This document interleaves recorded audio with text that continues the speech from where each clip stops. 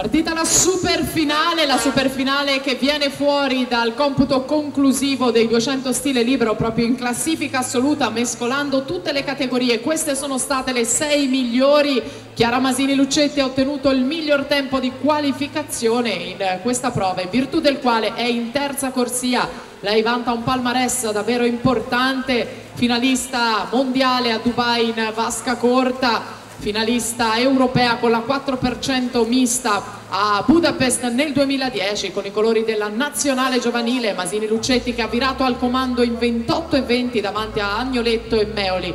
Masini Lucetti che in sede individuale proprio nei 200 stile libero è stata semifinalista europea, naturalmente 4 titoli nel suo palmarès vinti in assenza di Federica Pellegrini. Ai campionati italiani Federica Pellegrini che detiene il primato della manifestazione qui, 1,57,67.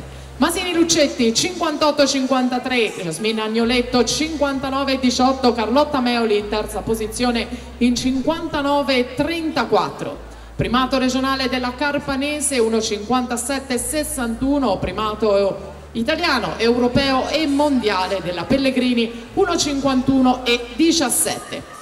Questo per dovere di cronaca, ma noi seguiamo la gara che vira ai 3/4, ai 150. Masini Lucetti una lunghezza davanti alle altre, 1,29,20, Jasmine Agnoletto 1,30,36, la battaglia con la Meoli che ha virato a 3 centesimi in 1,30,39. Sembrano definite le prime 3 posizioni, Masini Lucetti avanti e poi Agnoletto Meoli nella sfida finale. L'Agnoletto prova a sprintare per portarsi a casa una medaglia, l'atleta di casa, mentre la Masini Lucetti va a prendersi il primo oro di oggi. 2:00,46, Agnoletto alle sue spalle 2:01,21, Carlotta Meoli c'è per la terza posizione 2:01,46, Cesar Pintar Poncelé, rimane alla Pellegrini il primato, va alla vittoria a Chiara Masini Lucetti.